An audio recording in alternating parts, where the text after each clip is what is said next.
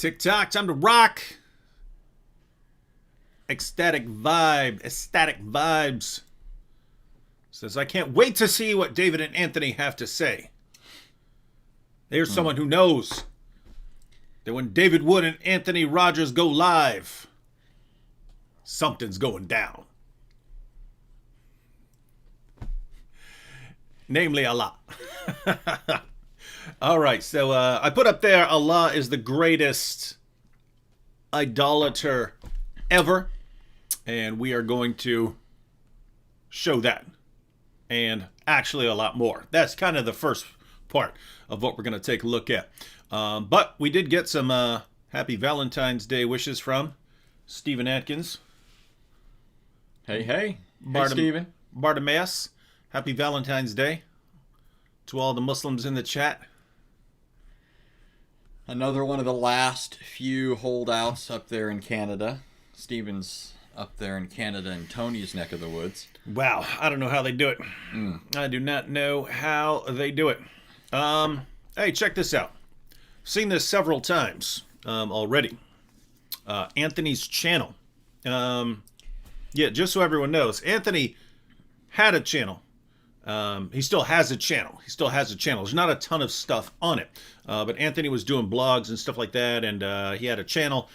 And anyway, I said, hey, I got a ton of people. Why don't you come work with me and put out some videos with me? And so Anthony's been putting out videos on my channel for the past couple years.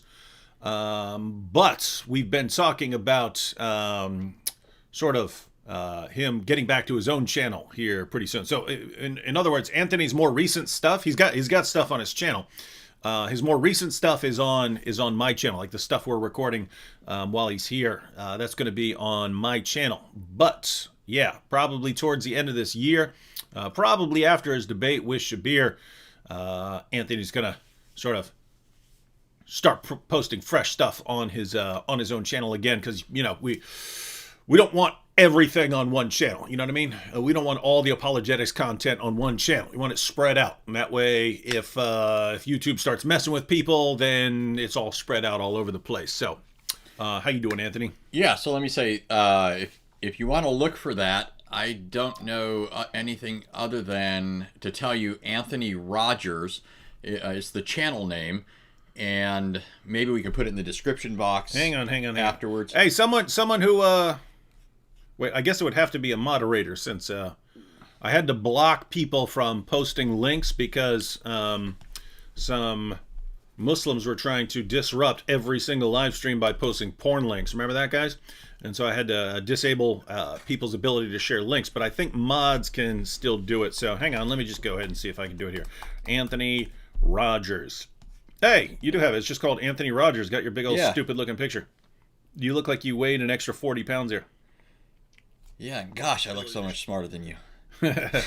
Hang on. So I would say that actually all of the great stuff is, well, I mean, I'm not trying to refer to my own stuff as great, but comparatively speaking, the stuff that I've done on David's channel, although some of my equipment stuff has been subpar, a lot of the good content is on your site. Yep. But I do have one of the things, and I actually really enjoyed making some of these. One of the things that I did on my site is I made these collages of Muslims, and in some cases I've made it like they're debating one another.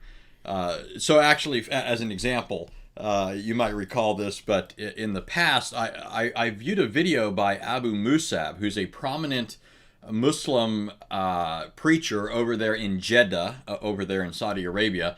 And then a local imam here, you know who I'm referring to? Suhaib Webb. So I saw this video by Abu Musab one day, and then completely apart from that, I watched this video by Suhaib Webb, another Muslim, a cleric here, and it sounded to me like they were talking to each other.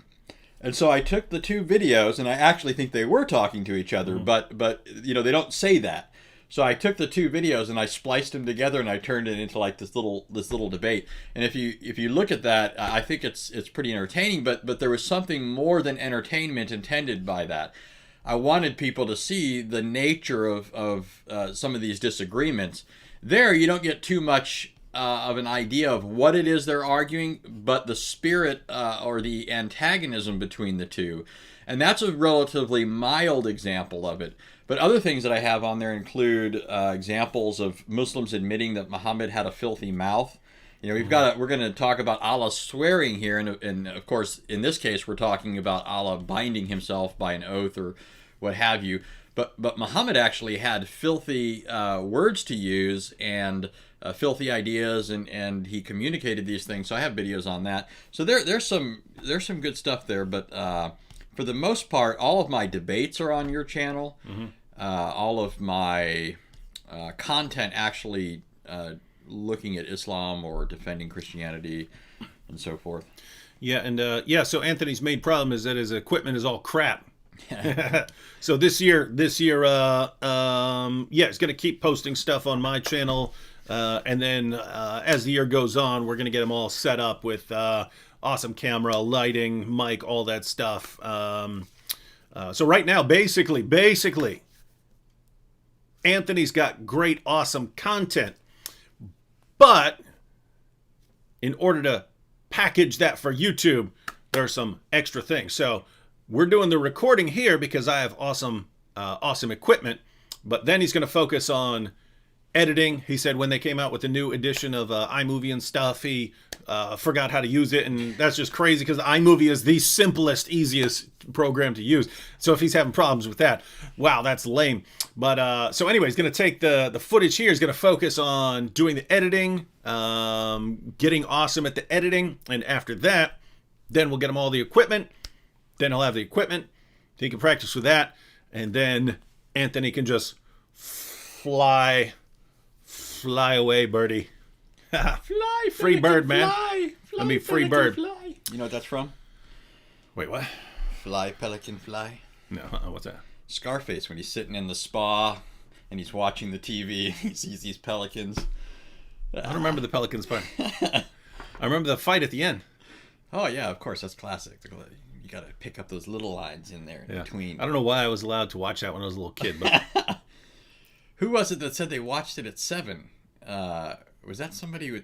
I probably watched it around then. Yeah. I remember watching Friday the 13th Part 2 like probably 15 times when I was 6. That was stupid.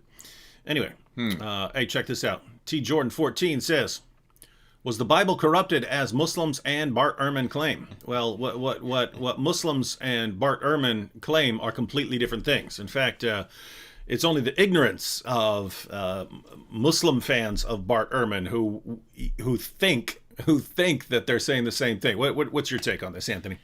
Yeah. One thing to be said is what Muslims need is, in terms of corruption, is a message that's altogether different than what we currently have or believe as a result of what we find in the New Testament. They need massive corruption of doctrine, right? They need there to be somewhere some Bible that doesn't include Jesus' death, his resurrection, his divine nature, he's not the Son of God. That's what they need.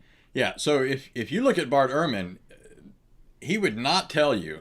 In fact, if you pointedly asked him and forced him to actually respond, because he doesn't like actually talking about Islamic issues or things related to Islam, but he'd tell you that no, even when I talk about corruption, I'm not saying that the original document said anything like what we find in Islam. The original documents taught that God is a father, taught that Christ is his son. He even believes the earliest Christians thought that Jesus was God and came to this belief very early, in fact, as a result of his resurrection. So he does not think the New Testament is any friend of Christians, whether corrupted or not. But, and he believes in corruption in a very qualified sense. We may not agree or go as far as Ehrman, but the fact is, Ehrman doesn't get anywhere near, not even light years near Islam. Yeah, so Ehrman's talking about things like, textual variants and things like that. You have those in the Quran as well. So if that's what Muslims mean by textual corruption, then the Quran is corrupt as well. But if they think that Ehrman is, by saying that there are lots of textual variants and stuff, he's affirming corruption in the sense that that Muslims need. He's just not, and it's just delusion to think otherwise. See, Muslims, think about this. They're told perfect preservation right down to the letter. That's what we have in the Quran. And any change at all, any textual variant, any spelling difference or something like that in the Christian manuscripts, that means corruption. Oh, but Bart Ehrman is saying that. Therefore, he means corruption. Therefore, the Bible has been corrupted. Amen. Oh, my goodness. Bart Ehrman is affirming our view. Wrong. One, there are all kinds of changes to the Quran, missing chapters, large passages were lost, verses were eaten by a sheep. There are textual variants all over the history of the Quran manuscripts. So again, if textual variance is what you mean by corruption, great, the Quran has been corrupted. So either go around saying that the Quran has been corrupted or change your definition of corruption. What we mean by corruption has to involve corruption of doctrine. That's just what you don't have. You don't have that in the Christian manuscripts. But notice what this really tells us about the two religions. You can walk into any Christian bookstore and get a book, multiple books, discussing differences in the manuscripts of the Bible, right? It's a whole field called textual criticism. That's why you have people like Bart Ehrman. We're honest about that, right? We understand if human beings are copying massive, large books, human beings are going to make mistakes. We understand that, right? In Islam, they have the same thing. If you sit down and try to copy the Quran by hand, you're going to make some mistakes at some point. But Muslims say it never happens. They lie. So notice in Islam, and this goes back, we see this going all the way back to the time of Muhammad's companions. The entire basis for Uthman gathering all the Qurans and burning them all was to cover up the differences and to pretend that they're not there. So this is a religion that says, hey, we need unity and we need a false belief. We need to encourage people to falsely believe that no change has ever occurred. Therefore, we're going to lie to everyone. We're going to destroy all the evidence. And this is the religion of the truth, right? No, this is a religion of deception. Yeah, let me add here, just so everyone is clear on what we mean by textual variance. We're not talking about the Bible being corrupted when we admit that. What we're saying that's not what we mean. Yeah, in the process of transcribing something, mistakes are made. Humans are not perfect. If they were, then that would contradict the Bible, right? That would pose a real problem for us. But the fact is, people make mistakes. However, the scriptures are being copied multiple times by multiple different people, which means that when a mistake is made, each scribe is not going to make the same mistake. Happily, we have an embarrassment of riches. We have a plethora of manuscripts spread throughout the world that we're able to then compare and collate and say, hey, look, this guy has it like this here, but these 9 other manuscripts, let's say we have 10 manuscripts in front of us, these 9 other people don't make this same mistake, right? What we're able to do, and then to top it all off, often these mistakes, the vast majority of mistakes, the overwhelming number of transcriptional errors are simply matters of misspelling. And anybody looking at that knows how to spell in Greek can already determine, without having these correct manuscripts, can already determine that's a mistake. The person wrote it wrong. So, but we have multiple manuscripts on top of that, and we're able to say, okay, this guy made a spelling error. Maybe he wasn't the best speller in the bunch, and so we can correct that. So the vast majority of them are spelling issues, and some of them have to do with technical things in Greek that have no bearing on meaning. In other words, I give you a quick example. You couldn't even translate. It wouldn't even. Yeah. It wouldn't even show up in a translation. And we don't translate them today. So, for example, in Greek, and it's not even always the case, and scholars still kind of puzzle over this aspect of Greek grammar. But in some cases, when a person's name is mentioned, for example, if it says Jesus went to Jerusalem, in Greek it'll say ha Jesus. It'll use the definite article, and if we translated that, it would literally be the Jesus went to Jerusalem. But that's not a way that we speak in English, and so it doesn't even carry over. And so in some manuscripts, a scribe might have left that out, and another manuscript might have included it.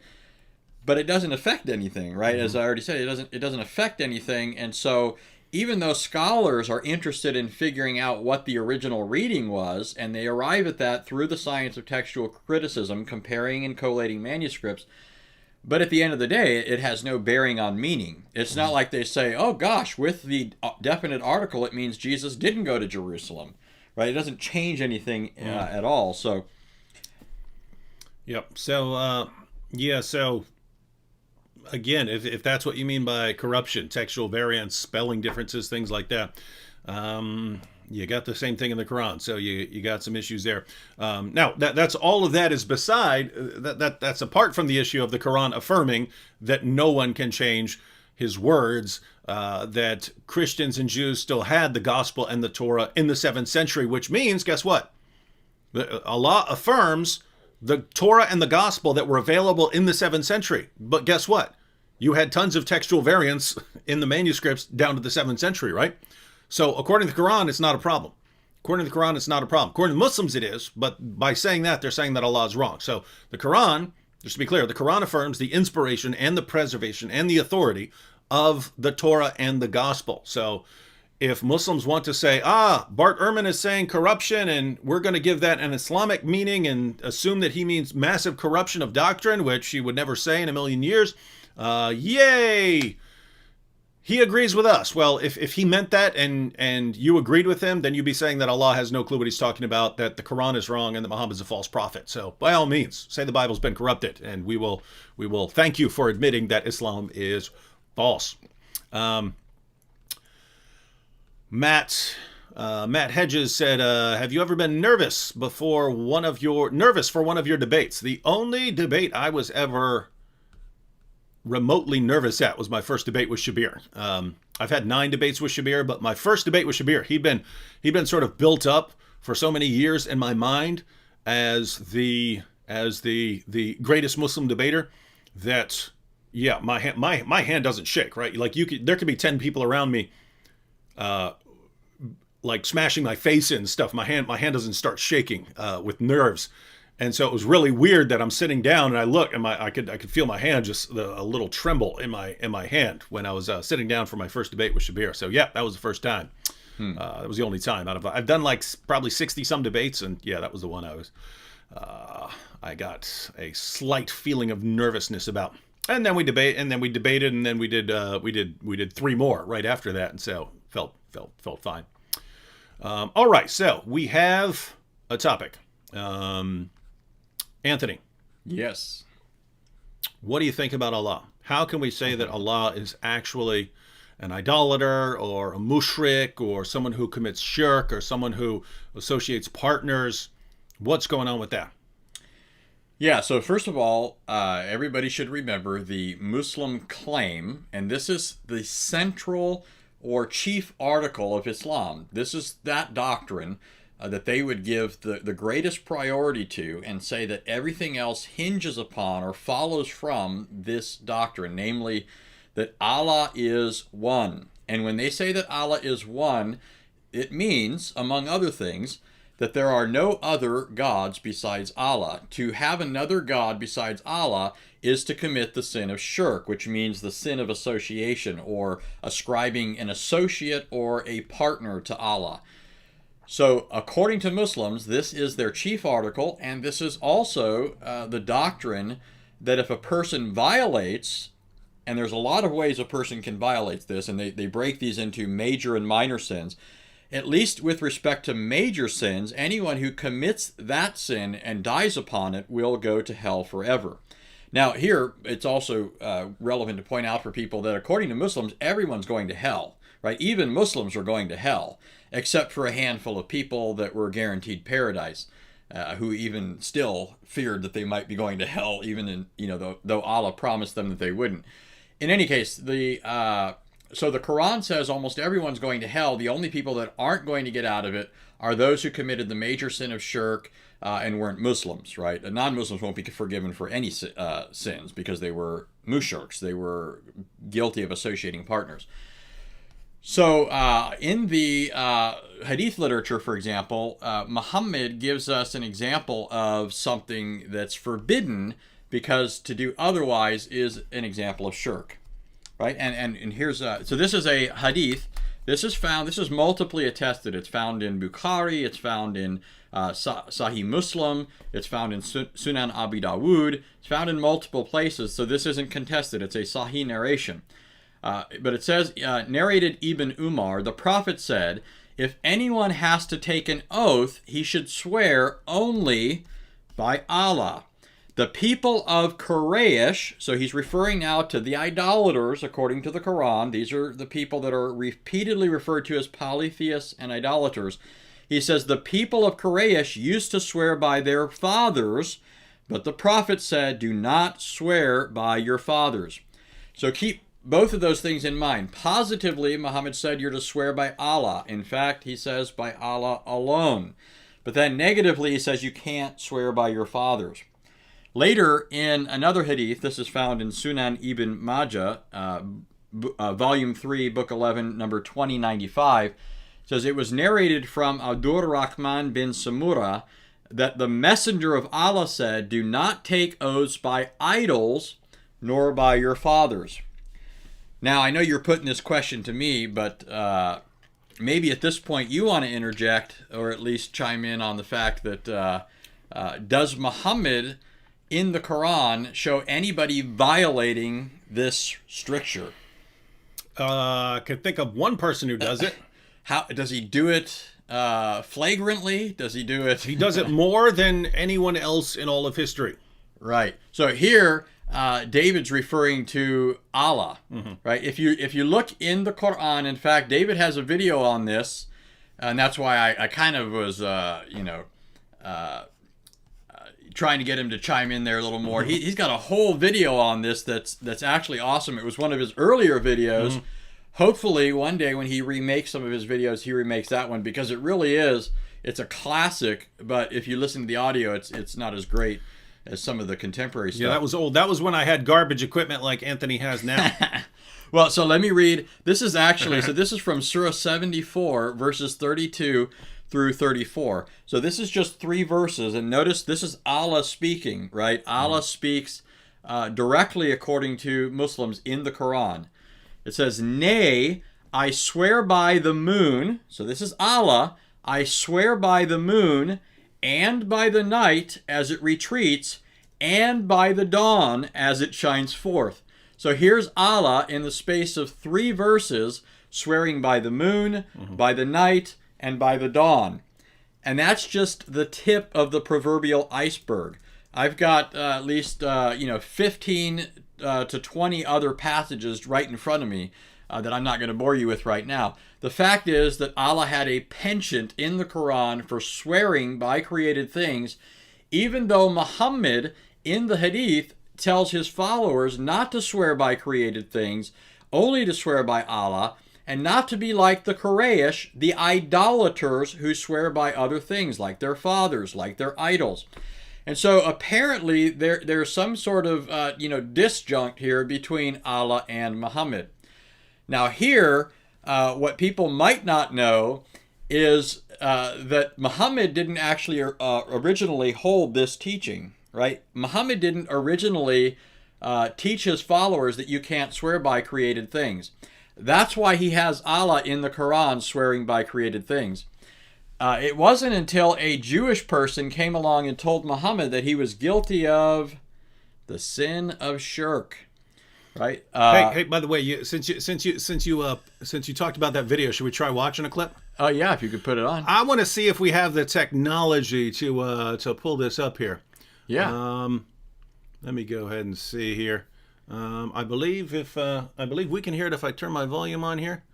All right, guys, we're gonna see here. We're gonna. I didn't have the volume set up and stuff like that to watch what's on the screen here, but we will try. You need that section where you're just ticking off all I think things. that's about to start. I don't know exactly because I can't listen to it to find out exactly where it is, but I think it's about to start here. So I believe I have the technology to share my screen. We have the technology. There we have it. There we have it. See that?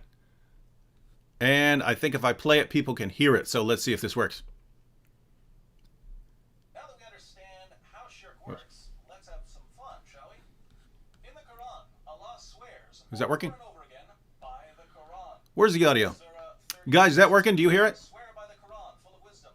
38:1, I swear by the Quran, full of admonition. 43:2, I swear by the book that makes things clear. 51, I swear. Let me see. Guys, is the audio on?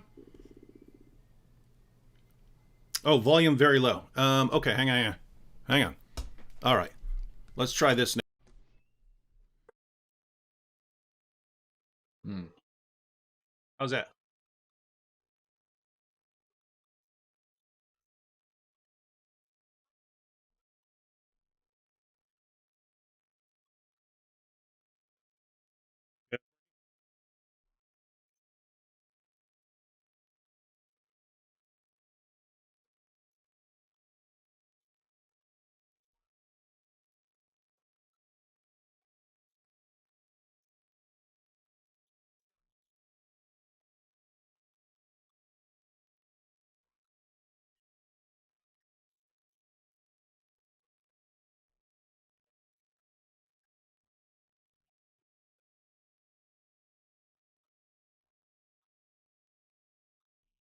Hey, that's the guy that talked about.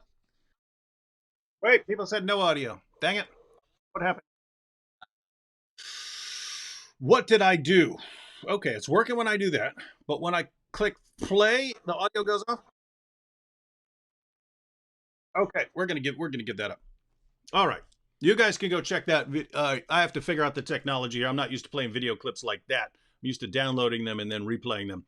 All right. Well, Anthony messed that one up.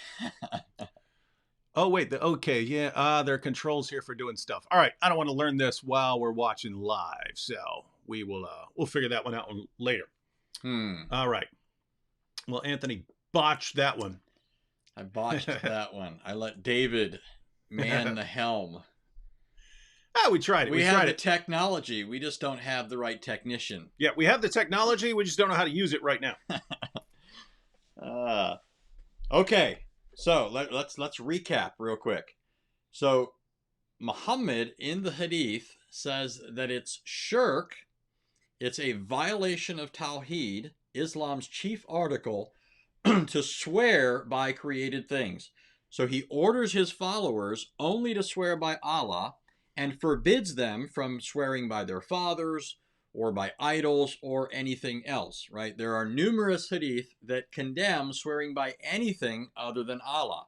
There's a hadith, for example, where Umar forbids swearing by the Kaaba because Muhammad had ordered that people not swear by created things. So he said, swear by the Lord of the Kaaba, for example. So Muhammad actually condemned this. However, there's a problem here because in the Quran, we see Allah apparently at odds with Muhammad on this particular matter, right? What's interesting is we actually have evidence that Muhammad himself used to swear by created things. So, for example, this is from Sunan. Hang on. Just make sure here. We have audio, right? It says we have audio. Just making sure. I'm looking at the comments, but I think these are from back when we were watching the video. I just wanted to make sure. Everyone can hear me, right? Everyone can hear us? This all true? Okay. Tony says good audio. All right. We're good. All right, continue. Okay. So Sunan Ibn Majah, this is volume 3, book 22, number 2706. It was narrated that Abu Hurairah said, a man came to the Prophet and said, O messenger of Allah, tell me which of the people has most right to my good companionship. Muhammad said, yes, I swear by your father, you will certainly be told. And then he goes on in the hadith to say that your mother has the best right of your companionship. Later in the same hadith, he also swears by Allah. So apparently, Muhammad thinks it's appropriate at this point. And notice, he's a prophet at this point in the Islamic conception of him. He's a prophet. He says he swears by your father, and he thinks this is appropriate. So nobody can say this is before Muhammad was a prophet or anything like that. And this is in Sunan Ibn Majah. There's no question about the authenticity of this hadith based on the criteria that Muslims use to establish authenticity. And so there's a problem here. How do we account for the fact that Muhammad at one point condemns the idea of swearing in the name of anyone other than Allah, and yet in the Quran and Muhammad himself in the hadith, we find Allah and Muhammad, his chief prophet, swearing by other things? Well, the explanation for that, and I already tipped my hand here, the explanation for that comes from Sunan and Nisai. This is volume 4, book 35, number 3804. Now pay attention carefully. It was narrated from Abdullah bin Yasar from Katala, a woman from Juhayna, that a Jew came to the prophet and said, "You are setting up rivals to Allah and associating others with him." Okay, so what this person is accusing Muhammad of is the sin of shirk. He's saying you're setting up rivals to Allah and you're associating others with him. You say, now he's going to explain how Muhammad and his followers are doing that. You say, whatever Allah wills and you will. In other words, this person, whoever says this, Allah wills this and you will this, they're joining somebody with Allah when they talk this way, because they're suggesting that this event happening is contingent upon the will of Allah and the will of Muhammad. Okay? But then he goes on. There's more to this. He says, you commit shirk by saying whatever Allah wills and you will, and you say, by the Kaaba, or I swear by the Kaaba. So the prophet, this is how Muhammad then responds to this. So the prophet commanded them, if they wanted to swear an oath, to say by the Lord of the Kaaba, and to say whatever Allah wills, then what you will. In other words, this person's will is subordinate to the will of Allah. Allah's will is ultimate. This person's will is subordinate to it and contingent upon Allah's will. So there are two ways the early Muslims used to commit shirk, according to this Jew. It was by swearing by other things besides Allah and joining Muhammad to Allah in the expression of his will, saying it was contingent equally upon Allah's will and Muhammad's will. Subsequent to that, Muhammad then forbids this. So this accounts for why Allah in the Quran swears by created things, and why Muhammad and his followers also swore by created things. But now this creates a problem, right? It's one thing now for Muhammad to come along and say, okay, from this day forward, we're not going to swear in the name of created things. That's one thing. But he's got this other problem on his hand, namely that in the Quran, Allah has done this repeatedly, right? So when you think about it, this is actually interesting. We've talked about an aspect of what I'm thinking about here before.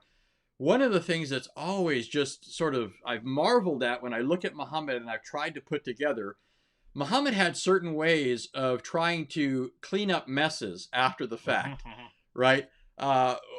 For example, when Muhammad would violate one of his own laws, ordinarily what would happen is he would get a convenient revelation, right? Allah would come to the rescue and say, oh, by the way, people, I forgot to tell you, this law that I gave you doesn't apply to Muhammad. Muhammad gets special perks. He gets the perks of prophethood.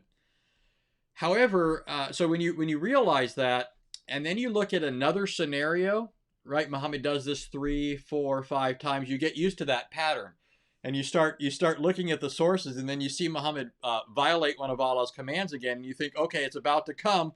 There's about to be a new revelation from Allah saying, oh no, special perks for Muhammad. But then all of a sudden, Muhammad does a 180. He departs from his normal thing. It's not that Allah doesn't get him out of it, but the way Allah gets him out of it, it has changed. And I just scratch my head and I think there's something here, right? And so here, let me give an example of this. This is something that David's done a series on, or that he's used in part of his series on the psychology of Muhammad. Okay, in the past, when Muhammad would break a law, he would get a special revelation from Allah saying, you have a special exemption. But in a particular affair, Allah didn't do that. And here I'm referring to the affair where he takes the wife of his adopted son. And I don't know if you want to pick up here because this is more of a specialty to you. But basically what happens is his adopted son, Zayd, has a wife named Zainab. And it becomes apparent that Muhammad has lustful desires for her.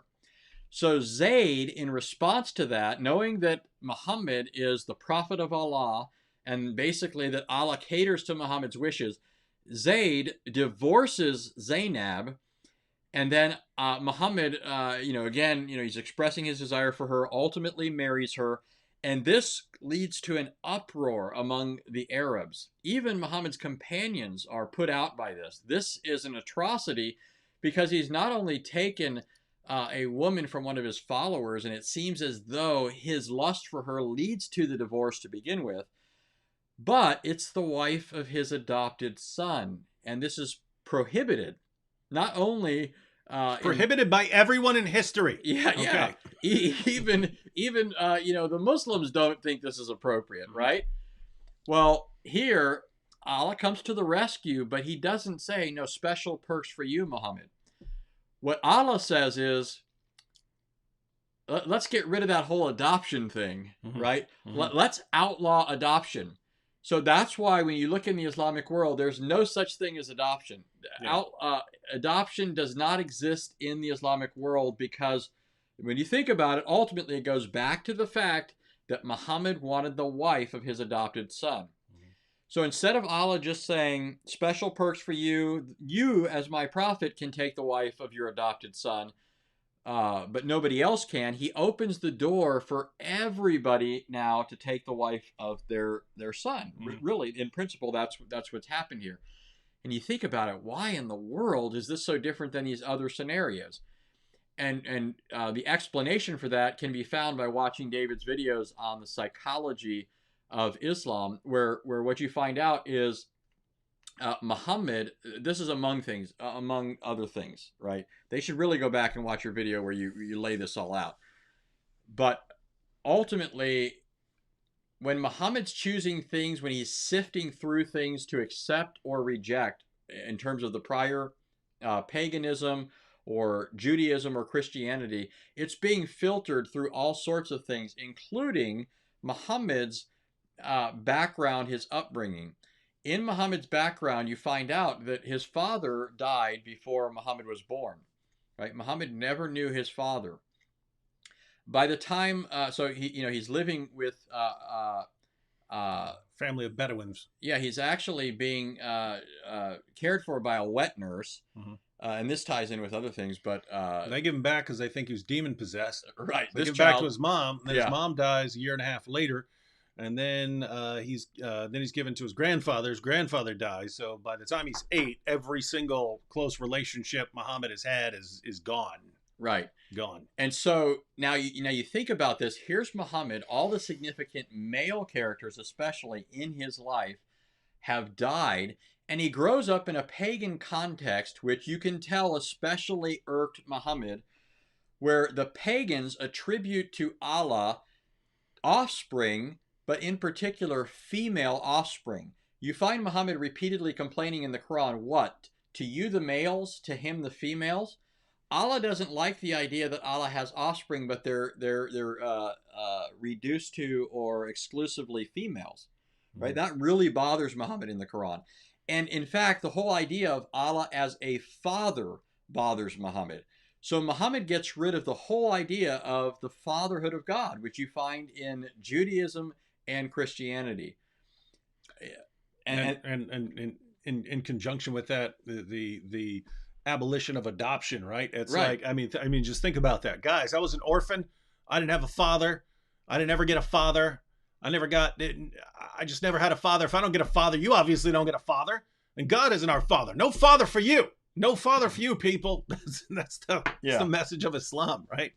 Wow. Yeah. Wild stuff. So there's a problem here, right? Muhammad can't just get rid of these verses in the Quran. In fact, this brings up another issue. In other cases, when Muhammad blew it in the Quran, he always had the abrogation card. Yep. Right? There's the famous satanic verses where Muhammad said something. Later, he gets rebuked by his followers because it's another example of shirk, right? Muhammad says that these pagan daughters, these goddesses, can intercede with Allah, and he's doing that because he wants the pagan Meccans to accept him. He's so desirous, and this is even in the Sirah literature, he's so desirous for the pagans to accept him that he ultimately begins uttering words from Satan that countenances belief in these goddess daughters and their ability to intercede with Allah. And so these become the famous incident known as the Satanic Verses. And when Muhammad gets upbraided by his followers, he realizes the colossal mistake he's made. He's just gone back on everything that gave him his claim to fame. He claimed to be a prophet of the one true God and to be doing away with the paganism that had encroached upon the originally pure religion of Abraham that was introduced into Arabia by Abraham and his son Ishmael. Right? He's restoring all of that, and now, after having proclaimed that message, he's done he's capitulated back to it.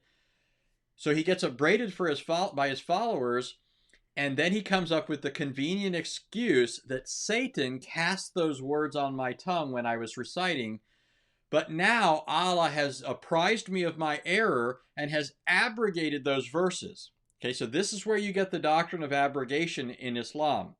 Allah has abrogated those verses and replaced them with better ones, right? Now, can Muhammad do that very easily on this occasion when it comes to Allah swearing? No, because it's all over the place. Right. It's all over the Quran. You'd have to abrogate, yeah. Yeah, in the case of the Satanic Verses, it's a couple of verses. Even though the excuse isn't valid, right? The excuse completely blows the lid off of the Islamic religion, right? Muhammad's admitting that he spoke for Satan when pretending to be speaking for Allah. And if he couldn't tell the difference in that occasion when he was speaking for Satan or when he was speaking for Allah, then all sorts of dominoes begin to fall. The domino that Muhammad could tell the difference between Allah and Satan, the domino that Muhammad was speaking words that were so eloquent that nobody could possibly imitate them, not even the jinn, like Satan, right? Satan's supposed to be a jinn. Well, here's Satan supposedly giving revelation that Muhammad can't distinguish between what Allah says and what Satan says. So just all sorts of dominoes begin to fall. But he can't do that in the case of Allah swearing because it's found over and over and over and over again in the Quran. He'd have to start doing, like a scissor. What was it? Was it Ben Franklin who had his own little Bible where he was cutting out all the verses he didn't like? Thomas Jefferson. Thomas Jefferson. Yeah. So Muhammad would have had to have done a serious, cut and paste job here. So that's not available to him. So instead of saying these verses were abrogated, and the other thing to remember here is you can't, how do you abrogate the statement that Allah did something?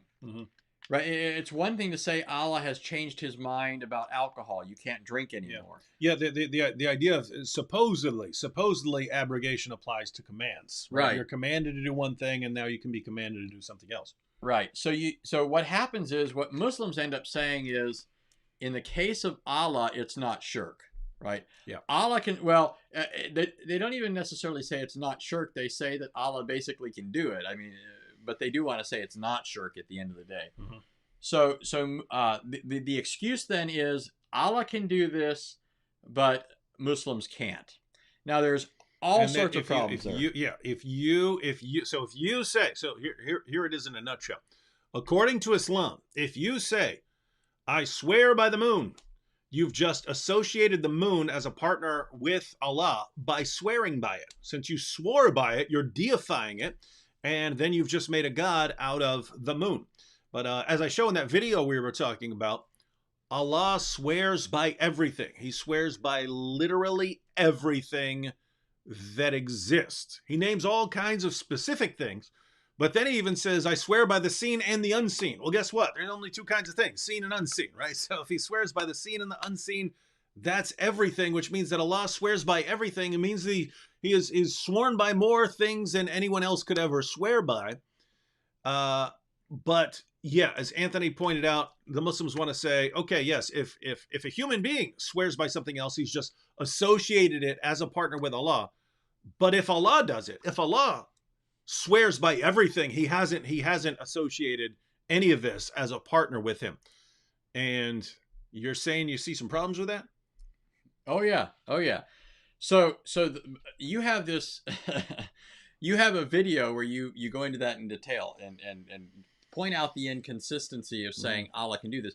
Now, of course, it's inconsistent, fundamentally inconsistent with everything that had come before, right? Muhammad claims that he's confirming what had come before in the Torah, in the Zabur, the Psalms of David, in the Injil, the gospel given to Jesus, the revelation given to Jews and Christians.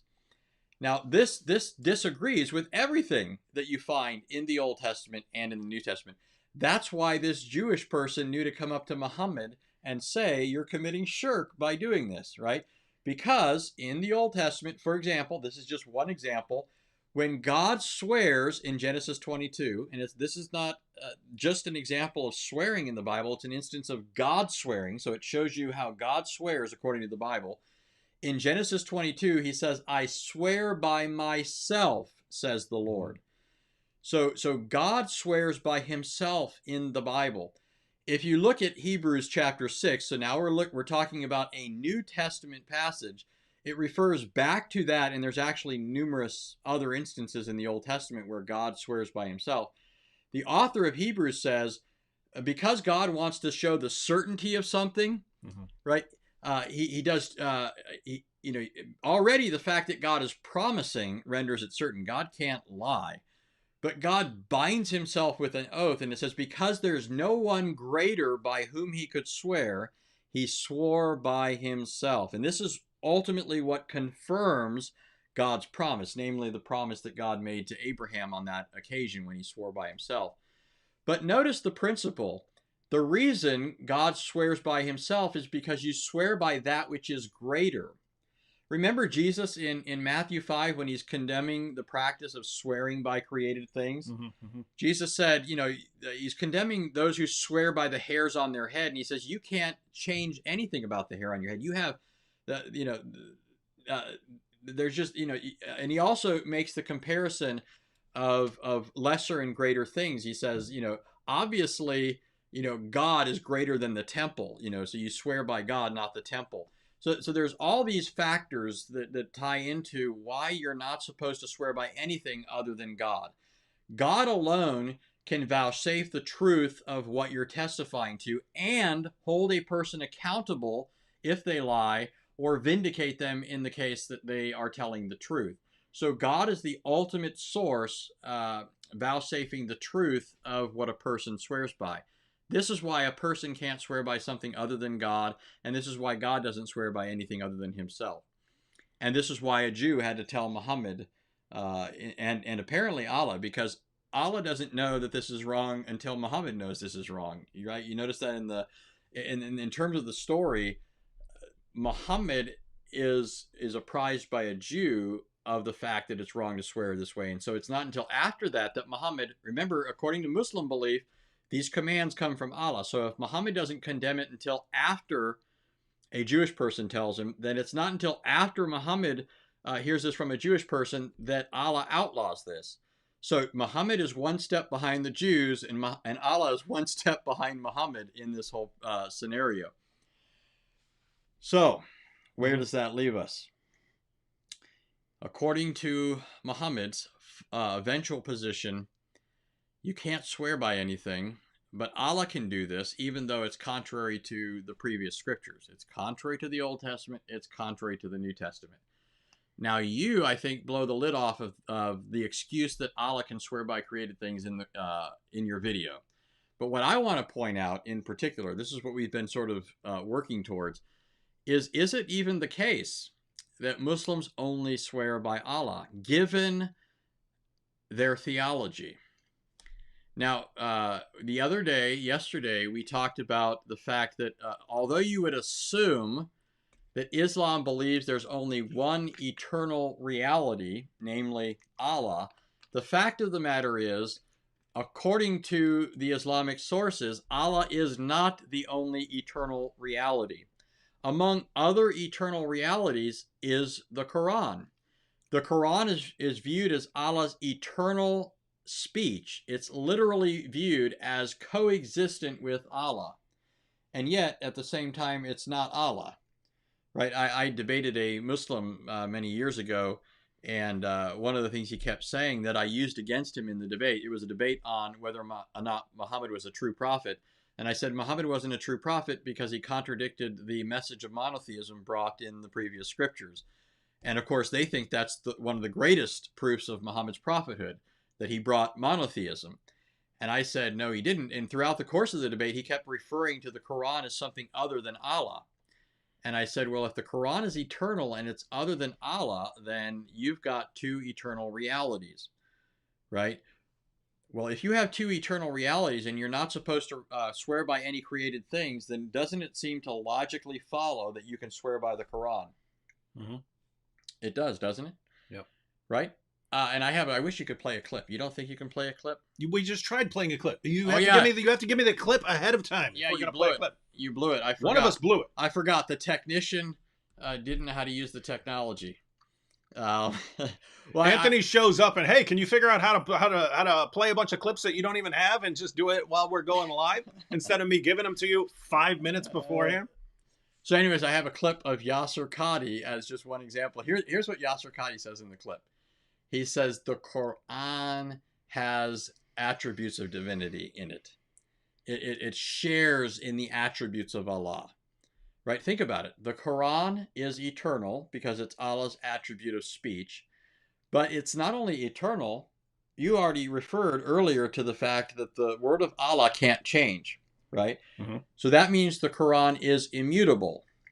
So if the Quran is eternal and immutable, it can't change, then the next question becomes, is the Quran contingent? Right? If it's contingent, then it could change, except its ability to change would be contingent upon. I mean, how do you have an eternal thing that's eternally contingent? Maybe somebody would try and argue that you can have something that's eternal and contingent, but at least prima facie, that's just not plausible. If it's a contingent thing, if it's a dependent thing, then it's not ultimate, it's not absolute, in which case it's not eternal.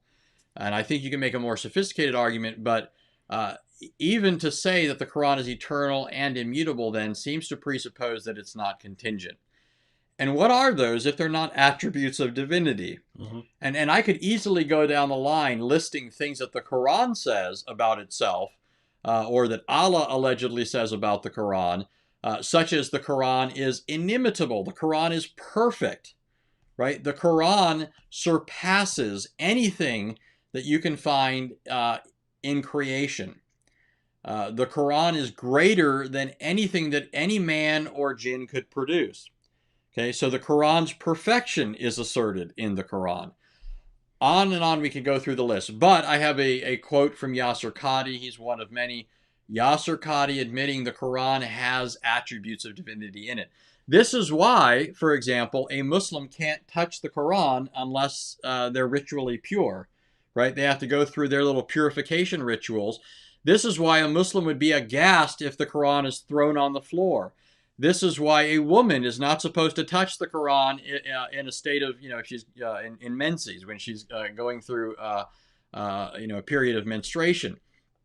This is why, on and on, I could go talking about how Muslims treat the Quran not just as an, book and ink, paper and ink, and I'm not just talking about a person having, treating a book well, or even having respect for how they treat the Bible because its contents contain God's revelation. They're treating the Quran as though it were something more than just something that's holy. It's something that bears the very attributes of Allah, at least in the sense of its recitation, right? It's immutable, it's eternal, it's non-contingent, it's perfect, and on we could go.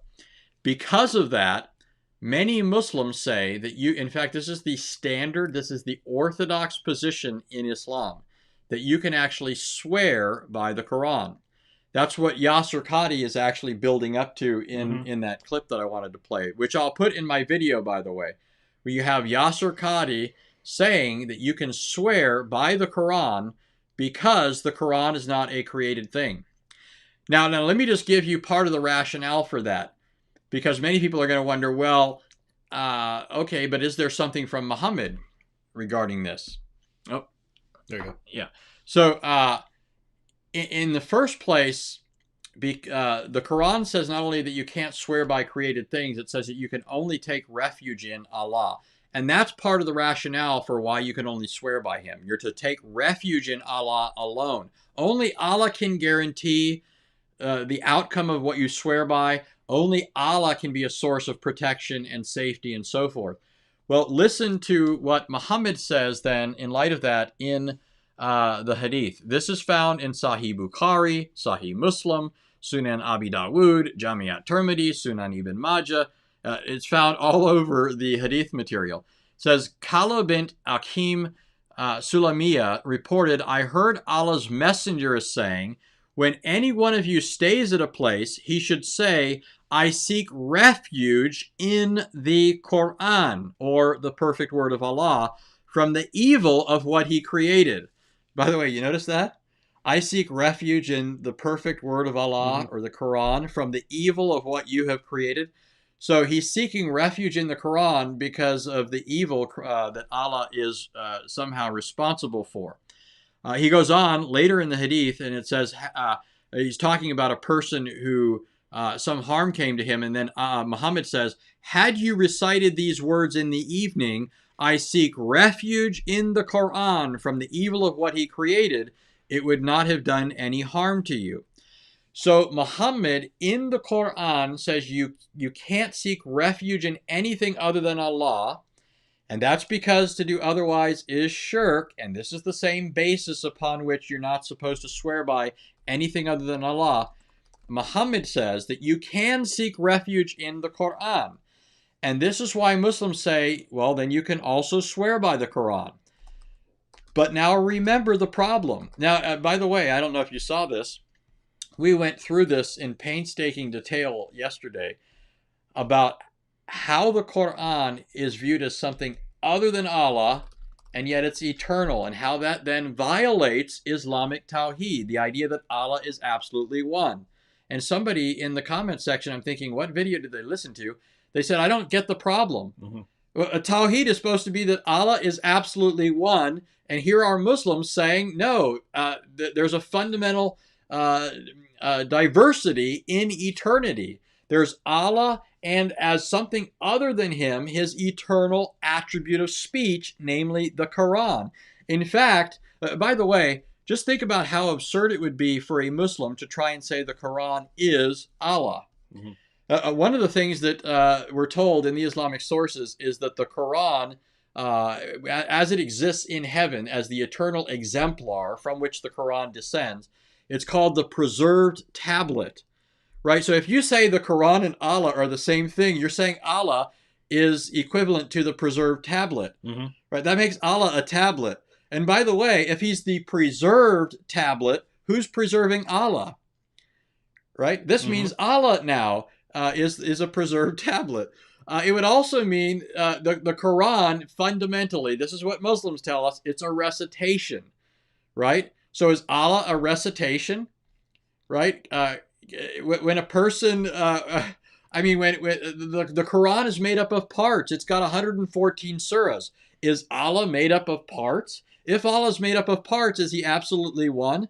You cannot say that the Quran is Allah without 100 absurdities following, right? So Muslims know to say the Quran is not Allah. The Quran is not Allah.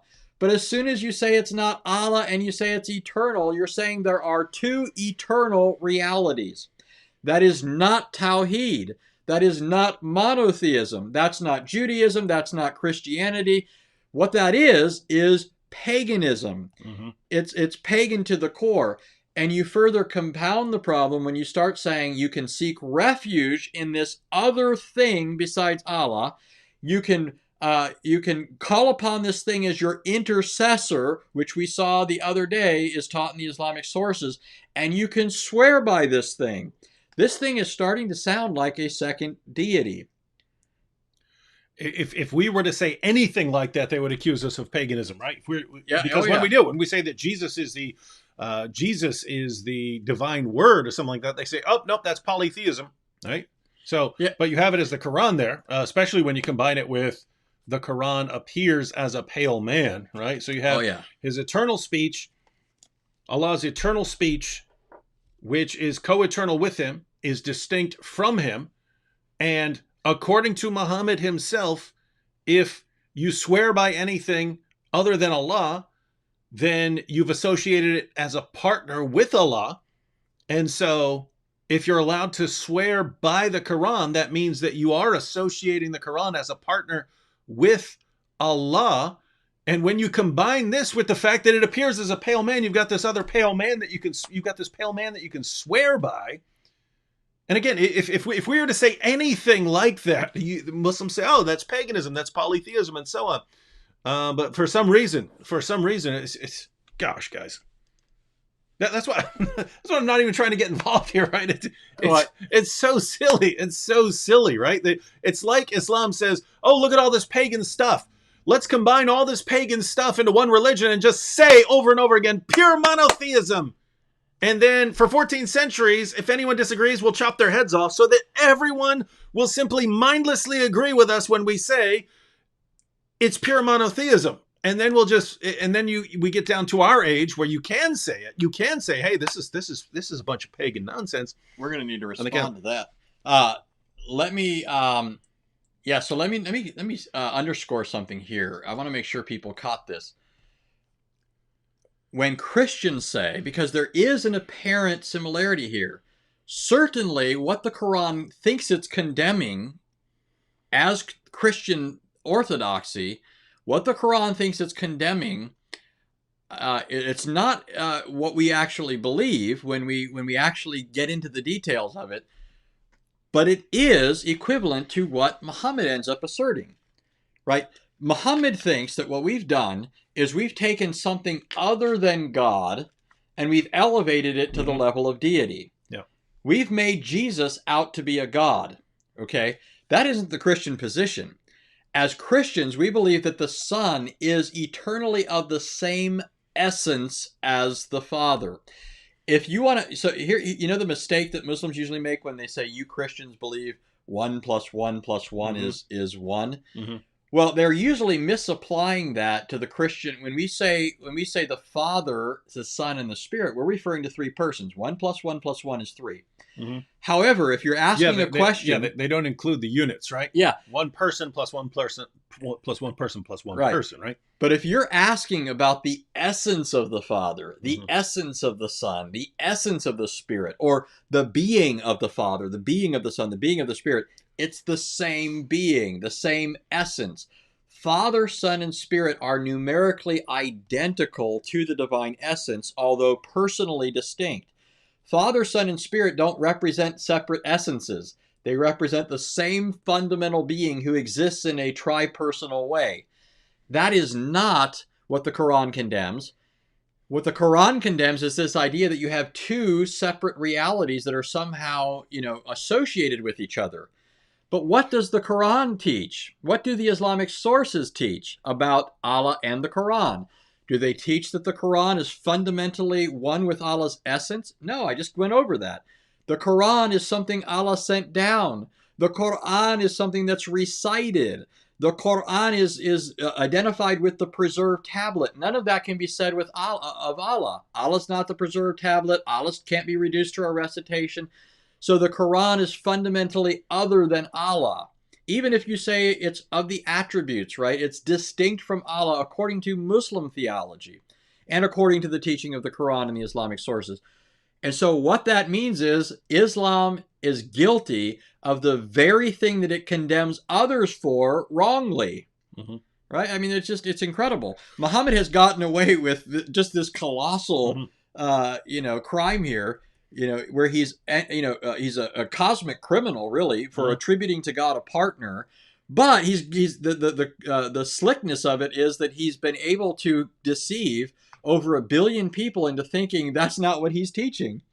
Right? I mean, but they believe it too at the same time. They believe the Quran's eternal, but they just won't put 1 and 1 together. Yeah. Right? Say not 2, Muslims, Allah and the Quran. Yeah. Matter of fact, that's a good title of a video. You got to spot good video title. Say not 2, right? Yeah. And then you put that in there. I've also been wanting to make a video. I don't know I don't know how much you could fit into a thumbnail and actually be have people able to read it because, people see thumbnails and it's small and then it's on a phone, so it's really small. But I wanted to have 1 plus 1 plus 1 plus 1 plus 1 plus 1 all the way up to 100, all the way up to 114 ones equals 1 in Islam. Because, Muslims make fun of, 1 plus 1 plus 1 equals 1. Oh, so dumb, because we don't include what we're talking about there and have no idea what Christians are even saying.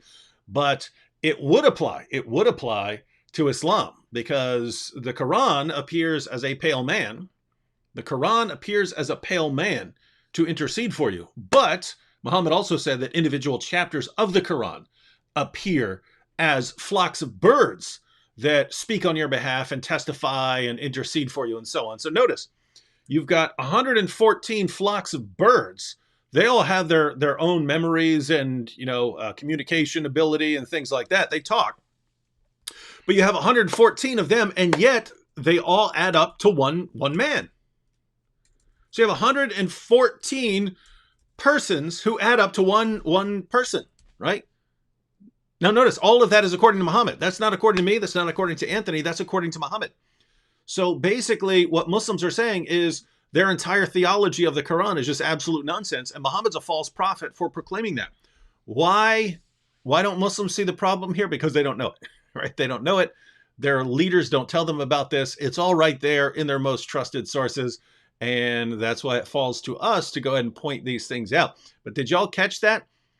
Each chapter of the Quran at the judgment will appear as a flock of birds. Apparently, he doesn't say this, but apparently it's a flock of birds because probably the individual verses are individual birds. And so each chapter of the Quran shows up as a flock of the birds that are in there. But each flock will be able to intercede for you. So notice that's 114 different sort of witnesses there, and yet the Quran also appears as a specific pale man. And says, I was your companion. You guys are making fun of the doctrine of the Trinity. You're saying the doctrine of the Trinity is irrational and proves that Christianity is false. Why don't you answer this? Because you never hear this, right? Your leaders don't talk to you about this stuff. You got to hear it from people like Anthony or people like Sam Shamoun or people like me. Now, let me make a connection here in case I don't know how many people will know this. Earlier, we were talking about the belief of the pagans that Allah had these daughters that the pagans thought of as his daughters who were deities and had the power of intercession. And they're the birds. They're the birds. So yeah. They were called the Geranique. Yeah, the cranes. Yeah, the cranes. Guys, think about this. This is extremely important, right? Because yesterday we were talking about what Muhammad actually did, right?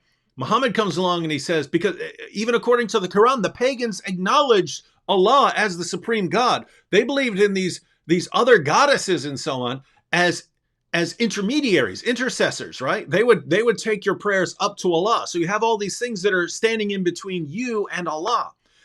And Muhammad comes along and says, no, that's all paganism. And Muslims agree and they say, yes, that's paganism to have all these intercessors between you and Allah. And they say that's paganism, that's polytheism. You're deifying all these things by putting them in between you and Allah. And so we need to get rid of all that stuff. And then what do they say? Oh, now we have all these other intercessors. But Anthony, I know you're pointing this out because we know this, but think about it. In the story of the satanic verses, the daughters of Allah, Alat, Alusa, and Manat, these three pagan goddesses, they're called the exalted cranes. They're the birds, right? Because the idea is you're here, Allah's way up there. And so when you pray, the birds will hear it and they'll carry your prayers up to Allah and they'll say, oh, Allah, you need to listen to what this person's saying here. And Muslims say, yes, that's paganism. That's horrible. That's polytheism. That's shirk. That's idolatry. You can't do that. What a sick, twisted religion. And what does Muhammad do with the Quran? It'll come like a flock of birds, people. The Quran, think about this, right? Anthony's already shown that the Quran is associated as a partner with Allah, even though it's not Allah. So there's Allah, then there's the Quran. Say not to, right? And it's funny because they won't. Desist, it would be better for you. Yes, I mean, it's just amazing because it's clearly there are two. There's clearly two things there. There are clearly and indisputable two things that are both, that you have deified them both, but you won't say it, right? Because you can't, as Anthony said, you can't put one and one together. But then, as if that weren't enough, what are these individual chapters of the Quran? They're birds who intercede for you. Do you see it, guys? Do you see it? Don't believe in Allah, Alusa, and Manat, those pagan birds who intercede for you. Believe in the Quran. these 114 flocks of birds who will intercede for you. The Quran's so much better. We got so many more birds than those 3 birds. You just got 3 birds over there. Now you have 114 entire flocks. Paganism over there, but not when we do it. Even though the Quran is deified, and even though the Quran is deified and appears as a pale man, and somehow that pale man is comprised of 114 flocks of birds, each one of which has its own intelligence. Guys, but this isn't paganism. This is just pure monotheism here. This is amazing stuff, man. This is amazing. This is a wild religion here. And it just seems like, you know, one of the things I've trained myself to do is never think I've gotten to the end of something, right? And with Islam, it just keeps proving that that's a good principle to work with, because I get somewhere and I think, oh my goodness, I had no clue. And then I get further and I'm like, I thought I had, I finally, you know, you feel like this should be the end, but it isn't, right? It never is. There, you know, you always open up one door and find 10 more rooms. It just, it's unending. Just so you know, I'm stealing that say not to. Yeah. And Stephen Atkins, I said it in my debate once. Stephen Atkins, Stephen Atkins said say not 114. Right. Right, So right. Notice Yeah. in my mind those are two separate videos right there. Say not to, say not 114. Yeah. Make those both. And will I give credit? No, I'll just do it, ladies and gentlemen. I'm a psychopath. And that happens all the time. I do that all the time. I Just steal so you know. Anthony's stuff. Matter of fact, earlier when he was talking about my series on the psychology of Islam, I got that from him. I got that idea from him, right? I was familiar with Paul Vitz making certain claims about atheists. It was Anthony who points out that there's a little section at the very end of his book where he talks about how this psychology would have expressed itself before modern atheism and so on. So I built an entire series off of something he points out. I steal all of Sam Shamoun's stuff, right? He says he says it, but he's such a loser that and he blocks everyone, so no one pays any attention to him. But then I steal the stuff and I make it popular, and everyone says, "Oh, David, you're so brilliant, you're so smart with all this stuff." When I was saying, I wasn't confirming your comment about Sam. I was saying, what I was going to say is... No, you confirmed it. I said, what did I say? I said he's a loser or something? You said, yeah. You heard it, Sam. You see this backstabber here? He's going after you, man. I try to stick up for you, and look at what he does. No, what I was going to say is... With friends like this. So you're acknowledging that this idea, that I had this, but let's be fair here. I had this idea, but I also, along with that, thought the perfect person to do this is David. Mm-hmm. So I said, I've got to tell David about this, because David will take this and turn this into an incredible video. Mm-hmm. And I think I mention this to you almost every time I see you, how I'm still a little, the video did well, but compared to some other videos, I constantly look at this and I think, everybody has to go watch this series, because this series really does explain things. And I never even finished the series. I didn't even get to Zainab and all that other stuff. I think part of the reason is because it, it's endless. And it really should have had many more views. Mm-hmm. But I've seen other videos. I mean, I usually think the videos you do are good. I can't think of a video I didn't like. But content-wise, that some topics are more important than others, right? And I've looked at some topics and I thought, that's a relevant thing for some, contemporary news story or whatever. But I look at this and I think this explains so much of what happens in what becomes Islam. Yeah, it's what has it got? Part 1 had 134,000. So yeah, but you're right. If I put that together, if I could cram all of it into a single video and really get everything in there, I think that's a million. Because guys, we talk about Muhammad basically taking everything that was around him and rolling it up into a ball, and that becoming Islam, right? He takes certain elements from heretical Christian groups that were there. He takes certain things from Jews. Can't tell the difference between, the Torah and other sources that the Jews are quoting. You can't tell the difference. He takes stuff from the pagans. He takes stuff from the polytheists. He takes stuff from the Persians. He takes stuff from everyone around him, rolls it up into a ball, and you get Islam. But there was something missing, and the something missing was what is the site, what's going on in his mind, because he doesn't take everything.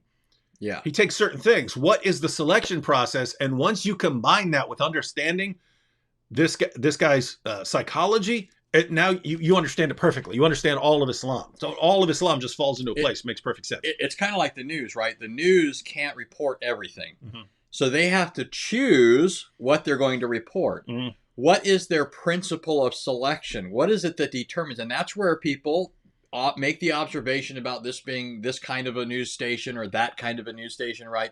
You can expect them to ignore these sorts of stories and highlight these stories. And that's because these people have certain beliefs. They have certain priorities. And those things factor into what ultimately ends up becoming the news. And it's the same thing with what ends up becoming Islam.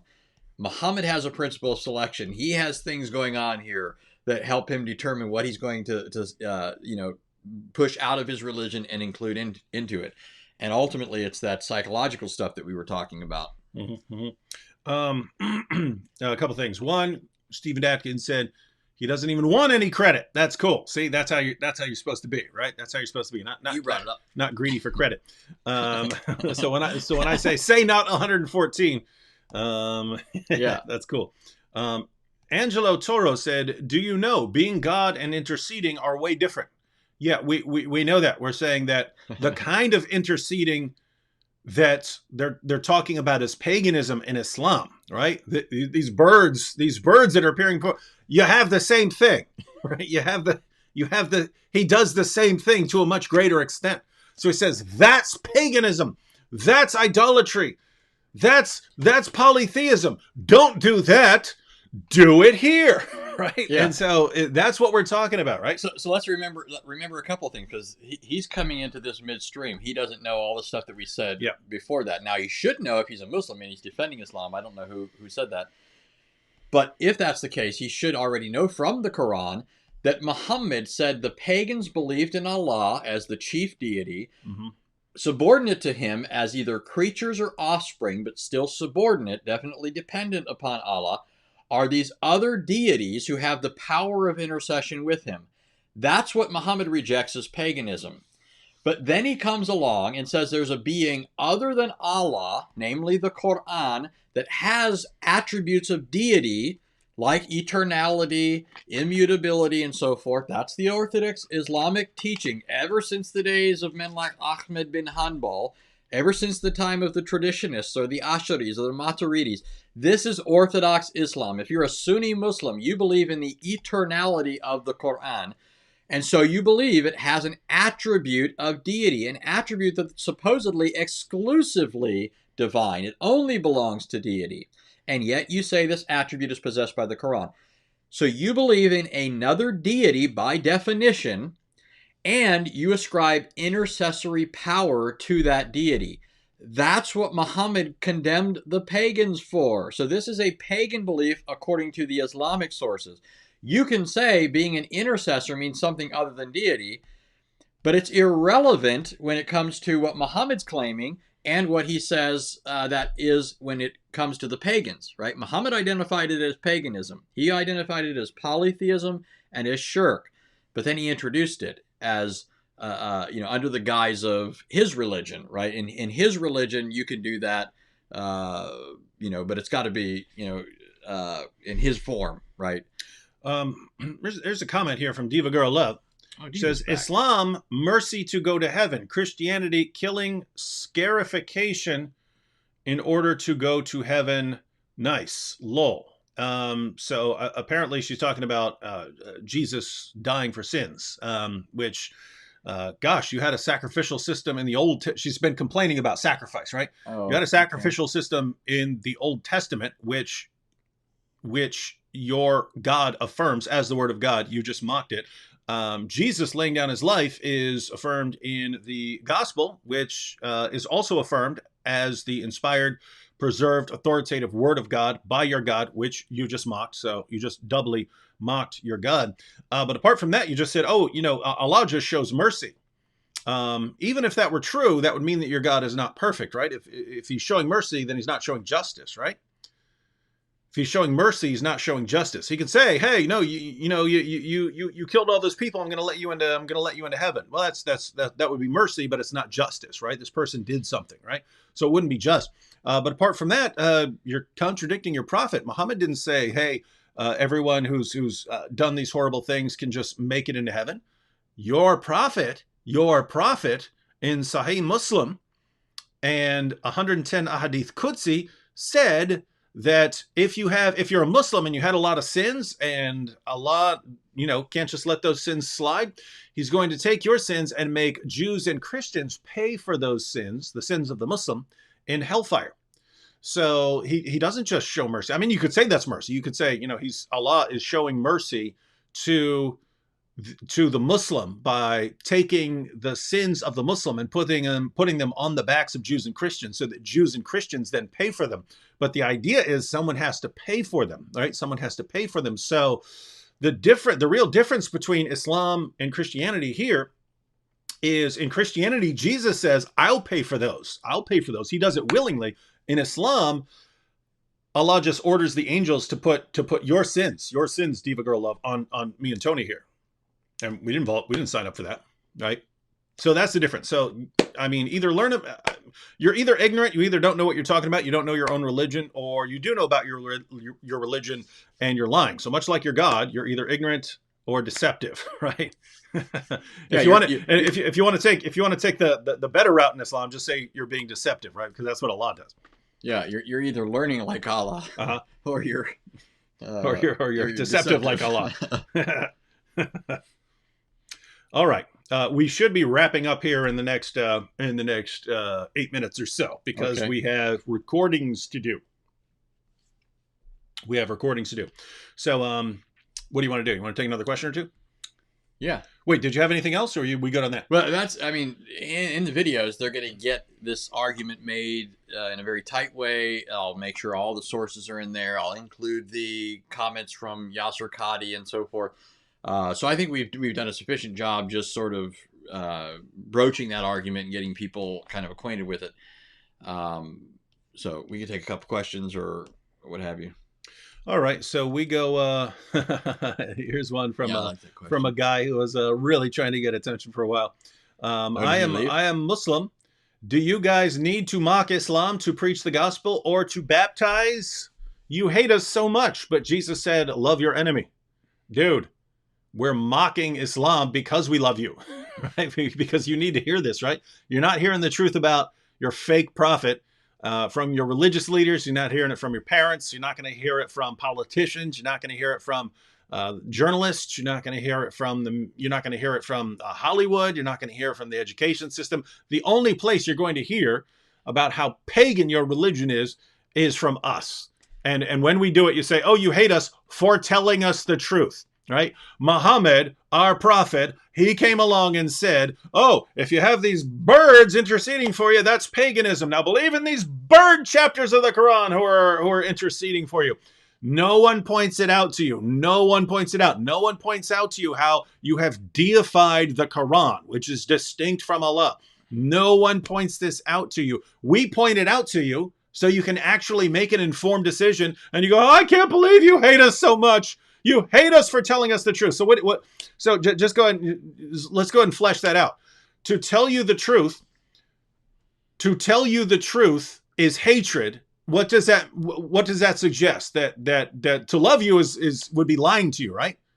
So the people who lie to you all the time, namely your religious leaders, like your people like Zakir Naik and so on, they're the ones who love you by lying to you. And of course, you worship the God who brags about being the best of deceivers. To lie to you is to love you, and to tell you the truth is to hate you. So guys, do you see what this religion does? Do you see how it just absolutely flips morality on its head? This is some weird stuff, but I do like what you pointed out here. Check this out.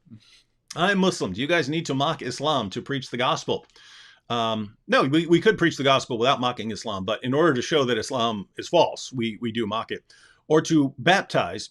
You hate us so much. No, we don't. We love you, and that's why we're sitting here night after night. No matter how dumb your objections are, we still just continue trying to tell you the truth.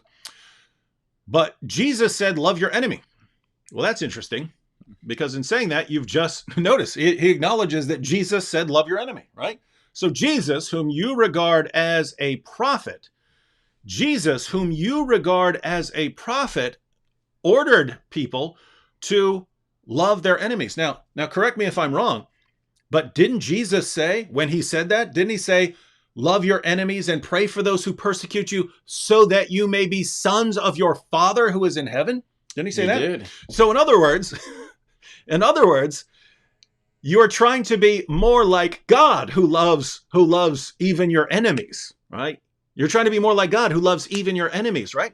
So our Muslim friend just admitted that Jesus said that, right? He just admitted that Jesus, whom he regards as a prophet, said that God loves even my enemies, right? Now, why is this a problem? Well, if Jesus is a true prophet and speaks the truth, then he's just condemned Allah as a false god and Muhammad as a false prophet. Why? Well, we turn to the Quran and we find out that Allah does not love most people, the vast majority of people. Allah has no love for them. Let's go and read a couple passages. Allah does not love those who exceed the limits. Surah 2, verse 190. Anthony, have you exceeded limits in your life? I got pulled over on the way down here. So guess what? Almost all human beings exceed the limits, with the exception of Jesus. All human beings exceed the limits. So Allah doesn't love them. Allah does not love any ungrateful sinner. Surah 2, verse 276. Allah does not love the unbelievers. So non-Muslims, people who don't believe, Allah doesn't love them. Allah does not love the unbelievers. Surah 3, verse 32. Allah does not love the unjust. Surah 3, verse 57. Allah does not love him who is proud or boastful. Surah 4, verse 36. Allah does not love the extravagant. Surah 7, verse 31. Allah does not love the treacherous. Surah 8, verse 58. Allah does not love the mischief makers. Surah 28, verse 77. Allah does not love any arrogant boaster. Surah 57, verse 23. So Allah doesn't love his enemies. He doesn't love your enemy. Allah doesn't love most people. But our Muslim friend just admitted that the God of Jesus does love all these people. He does. And therefore, the God of Jesus is not the God of the Quran. And therefore, the God of the Quran is a false God. And Muhammad's a false prophet. Y'all catch that? Because notice, you can't say, well, maybe Jesus was wrong. A Muslim can't say, well, maybe Jesus is wrong, right? Now you might say, well, maybe the sources about Jesus saying that were corrupted. Well, he already admitted that Jesus said that, but Muslims can't even say that, because the Muslim sources, the Quran and the Hadith, affirm the inspiration and the preservation and the authority of the scriptures that Christians have. The scriptures that we have and we still possess. There's no way around this, guys. There's no way around this, right? By affirming Jesus, Islam self-destructs, because Jesus contradicts Islam over and over and over again like a beating drum. That's about it. Any final words, Anthony? Yeah. Let me throw in a couple things. Number one, let's just set some of that aside for a second. Think about this. The Bible never makes any reference to Islam, to the religion of Muhammad, to his distinctive beliefs. There's a very good reason for that. It comes afterwards. But that means if somebody is right in saying that what we're doing is inconsistent with what Jesus did, we certainly don't have any direct statements of Jesus. We think we're making a legitimate use of what Jesus said in application to this situation. And we do see Jesus condemning other groups for teaching falsehood, right? And even mocking them. You want to see a scathing reply from Jesus to another religious faction? Just look at Matthew 23. In Matthew 23, Jesus over and over again has these words that are not only scathing, but dripping with sarcasm, satire. It's rich. And so it does show that at least, Jesus as a paradigm, we take him as a paradigm, we can in fact do this sort of thing. There's nothing inconsistent with Jesus and his teachings and what we're doing presently. In fact, Jesus was the master at it. If there's anything to be said, it's that we're falling short of Jesus' perfected use of these skills. But the fact is that the Bible never makes reference to Islam. But does Islam make reference to Christianity? A lot. Does Islam speak in exalted ways about Christianity, or does it denigrate Christianity? According to Muhammad, in fact, why is Muhammad run out of Mecca? Muhammad's run out of Mecca because Muhammad was making fun of their gods. So if this person thinks that it's wrong for one religious group or a religious individual to make fun of or mock or condemn the beliefs of other people, then he's condemning his own prophet by his own criteria, right? Because his prophet actually did, in fact, make fun of pagans, and he also made fun of Christianity. Only his criticism of Christianity don't really stick. They actually apply to Islam. Mm-hmm. So I mean, I'm not really sure. Oh, wait, there she's back. Did she say anything good? Well, she's kind of making it too easy, right? Oh, okay. So that's been dealt with a lot of times. It's my goodness. It's, you know, we want to get off here and make our videos, but you know, if Diva Girl Love just says something weird and it kind of only applies to her, you know, that's terrible. But when she's saying the same kinds of things that Muslims say over and over again, and she makes it so easy to show the real, true spirit of Islam, you got to love that, right? So here we go, ladies and gentlemen. You've already seen it over in the chat. Diva Girl Love said, Jesus said in the Bible, bring my enemy and slay them before me. Lol, is that loving your enemy? Wow. Diva Girl Love, I've pointed this out to you before. When you hear from your apologists, Jesus said, and I've heard this from Ahmed Deedat, right? I've heard it from Zakir Naik, that Jesus is commanding his followers, hey, you, my followers, bring my enemies here and slay them before me. What happens if we actually turn to the passage? We all know, people have already pointed out to you, Jesus is telling a story. Jesus is telling a story that starts in Luke chapter 19, verse 12. He said, therefore, a nobleman went into a far country to receive for himself a kingdom and then return. Calling 10 of his servants, he gave them 10 minas and said to them, engage in business until I come. But his citizens hated him and sent a delegation after him, saying, we do not want this man to reign over us. You can continue reading the passage. It's the ruler in this story. It's the nobleman in this story whose subjects rebel against him. It's the nobleman in the story who says, bring them here and slay them before me. What do your leaders say? What does Ahmed Deedat say? He says, aha, this is Jesus. He leaves out the whole part about this being a story. And he says, this was Jesus. Look, it's Jesus saying this. Notice, you could do this, right? I could take Ahmed, I've got to do this in a video, right? I could take Ahmed Deedat and do the same thing, right? When Ahmed Deedat says, and Jesus said, as for my enemies, bring them and slay them before me. I can cut out that little part of Ahmed Deedat and then say, you see, Ahmed Deedat ordered people to bring his enemies before him and slay them. What an evil, sick person. Right? Anyone can do this. The fact that your religious leaders and your great apologists do this, completely massacre the context and do so deliberately,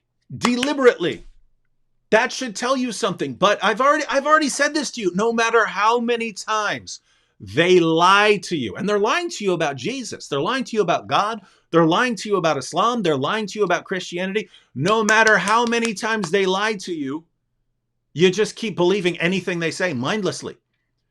And you have, I'm guessing you have the same kind of view that we just looked at, namely, the people who tell you the truth, they hate you. The people who lie to you, they love you. Because Islam has, by some stretch of the imagination, Islam has compelled you to think like that. And you should be thinking, wait a minute, what kind of true religion needs to be grounded in an endless supply of lies? What kind of true religion needs apologists who do nothing but lie about Islam and Muhammad and Jesus and the Bible? What kind of religion needs those kinds of lies? That's what all of this should do. But for some reason, no matter how many times it's pointed out, you just keep believing anything they say. This is wild stuff. What do you think about that? I think you said it all on that. I mean, that's the issue they keep bringing up. I mean, it's not only a parable, and it's not only an illustration that Jesus is, making, but using another figure, not himself. But to either way, it's referring to the final judgment. Nobody disagrees that at the final judgment, God's going to bring everybody to an account. Yeah, right? Muslims say it's command to us. It's command to Yeah. Jesus commanding his followers, which no one has ever claimed, right? Except Muslims. Muslims are the ones who claim this, right? That this is Jesus telling his followers. Why? Because they know that we look at the Muslim sources, and Allah calls for the violent subjugation of the entire world. He orders his followers to go and kill people for not converting. He orders his followers to violently subjugate Jews and Christians and to kill them if they refuse to pay the jizya and refuse to convert. And we point out this violence, we point out the terrorism, we point out this origin of all the violence we see around us. And they don't like everyone pointing at them going, oh, look at this violence. And so what do? They lie. They lie. They lie and say, but Jesus did the same thing. Jesus, he ordered his followers to bring people before him and kill him. Wait, where did it happen? So according to you, he's talking to who? He's talking to Peter and James and John and saying, bring my enemies here and slay them before me. Did they do that? Do you recall that in the Bible? Did Peter and James and John say, oh, let's go get these guys? Jesus said, kill them. Gosh, they didn't interpret it like that. Why? They heard Jesus telling a story. Yeah, and actually, the only thing that even comes close to that, it's a single instance, is when Jesus is praying in the Garden of Gethsemane. Judas has gone off and he's told the chief priests how to get Jesus, and he'll lead the temple guards to him. They come, and then Peter, in defense of his master, which is a natural thing, he gets up and he pulls out his sword and he cuts off the ear of Malchus, one of the guards. But Jesus, he rebukes Peter, and then what does he do? He proceeds to heal the man, right? He does the opposite of have this man slain. He heals him. So not only has she misunderstood the parable, but if she just read the whole book, she'd see that the character of Jesus and his actions are the complete opposite of that sort of thing. Wanted to address a couple comments real quick here in the super chat. Guys, if I didn't get to you in the super chat, I'm just not good at you. You saw what happens when I try to deal with equipment, right? It was a massive disaster, right? So when I see them, we'll look at them, but I often miss them. But Jason says, how does the no bearer of burden standard apply to the transfer of sins to Jews and Christians? Well, I actually have a video on this. It's titled something like, how could Jesus pay for the sins of others, or something like that. You might want to check that out, because what you find in this situation is that the Quran is inconsistent, right? The Quran says no bearer of burden, talking about a burden of sin here, no bearer of burden shall bear the burden of another. But the Quran and other places say they will carry their own burdens and other burdens besides their burdens, right? And it gives examples of this. Like if you lead other people astray, you will have to carry your own burden, and you will have to carry something of the other person's burden, the person you led astray, part of that person's burden. So the Quran is just inconsistent on this point. It acknowledges that there are some people who will bear the burdens of others. And basically the situation is there were people coming to Muhammad saying, Muhammad, you're saying Allah can just forgive me because I've recited the Shahada. Do you have any clue the horrible things I've done? And so Muhammad needed a kind of better explanation. And so, Allah's going to take your sins, that mountain of sins that you've committed, and he specifically talks about sins as heavy as a mountain. He's going to take those sins and he's going to put them on the backs of Jews and Christians. And so Jews and Christians are going to pay for your sins in hell. And so, that's the idea. And so that's how those things would fit together. But again, you can check out my video and I show how all these things tie together. Arlen says, David Wood, are you starting a GoFundMe for Anthony's equipment? Not right now. I mean, if I end up having the money, I'll just buy him. I'll just buy his stuff. But I actually know that a couple of us are going to be needing equipment this year for some of the things that we're doing. So I need another 1 or 2 cameras. Now, I mean, the camera I have now, I will use until it falls apart. I love this camera, but for some of the stuff we're doing where we need multiple camera angles and things like that, gonna have to get some equipment down the road. I'm having a problem with one of my 2 microphones, and so but Anthony is going to need a full setup. But people contribute to my channel and stuff like that. So if I might just have enough at some point. So I'll go ahead and grab the equipment. If not, then we will do some sort of GoFundMe or something like that. All right. Hang on. What is this? I'm looking at the other. There's some super chats there. So Say Brav said, be good. There's only one who's good. You like that? Why are you laughing at that? Snakehead 4 didn't say anything, but is in the super chat. Michael R. Burgess just said thank you, so that's cool. And all right, guys, we have to sign off now because we're making an entire video series here all about the various ways. What? Give them a quick rundown because this is going to be coming out. Yeah, we're doing a video. Not full rundown, short rundown. Yeah, short rundown.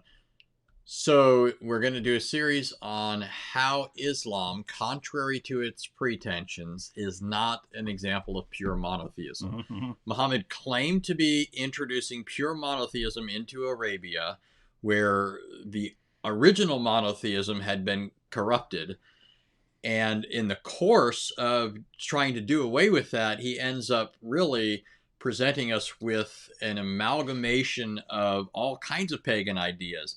And so on the surface, I mean, you do have these statements where Allah says he's the only God, or where he condemns belief in other gods. But once you start looking just a little bit underneath the surface, you start to see, no, it's the same old paganism. It's kind of like, you know what it reminds me of? I'm going to use this in my video. Get ready to expect to hear this. It's kind of like Jacob, right? He wants to marry Rachel, but he wakes up in the morning and discovers it's Leah. Oops, right? wrong girl. So Muhammad, he thinks that what he's doing is delivering pure monotheism. He pretends that's what he's doing.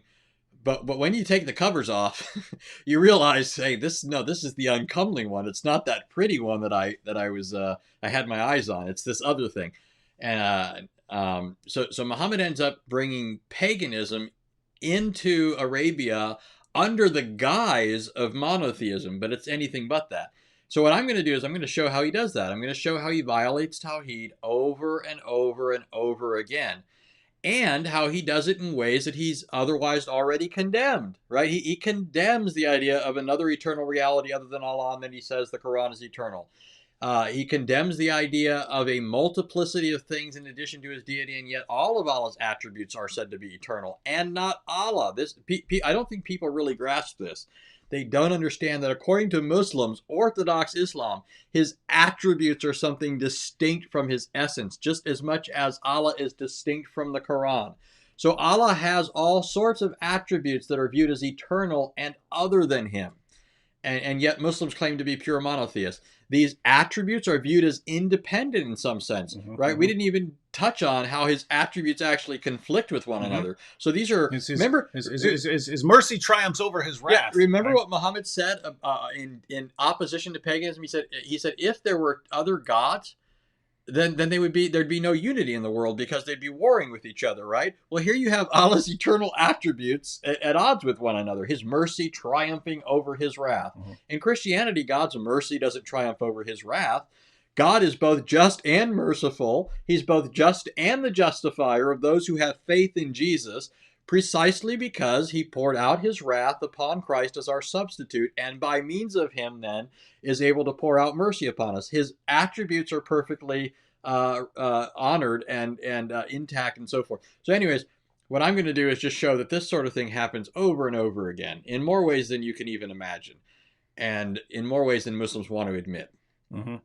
Yeah, and just to tie what we're talking about right here together with what we're talking about yesterday. So the Quran inescapably is associated as a partner with Allah, right? And so Allah has an eternal partner, the Quran, which you can swear by because it's uncreated and it's Allah's eternal partner. And so you can swear by it when, according to Muhammad, if you swear by anything other than Allah, you've associated as a partner with him. So just to recap, the Quran is indisputably, according to Islam, a partner with Allah, right? Yes. So there are two.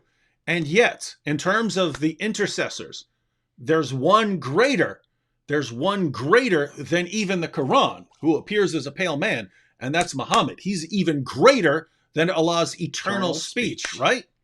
Now think about this. If the Quran is a partner with Allah, an eternal partner, his eternal speech, and Muhammad is even greater than one of Islam's two deities, what does this mean? Muslims have deified a man. They've gone to an excess in their religion. One of the things they illicitly, wrongly accuse Christians of. All right. So anyway, that is some of the stuff that's coming up in Anthony's videos. By the way, in light of what you were saying when we were talking about the Quran and how it's an intercessor and talking about how the Quran's chapters will appear like flocks of birds, which clearly is analogous to the exalted or high-flying cranes, the pagan deities that fly up to Allah, just reminded me of how much more we are rightly or justified in saying that Islam is for the birds. Mm-hmm, mm-hmm. You can put that in the look at video this. if you Look like. at this. No matter how many times. Diva Girl Love says, does God the Father have attributes? Does God the Father has attributes? Does he? Yes. Yes. See, Yes. keep in mind, right? Diva Girl Love.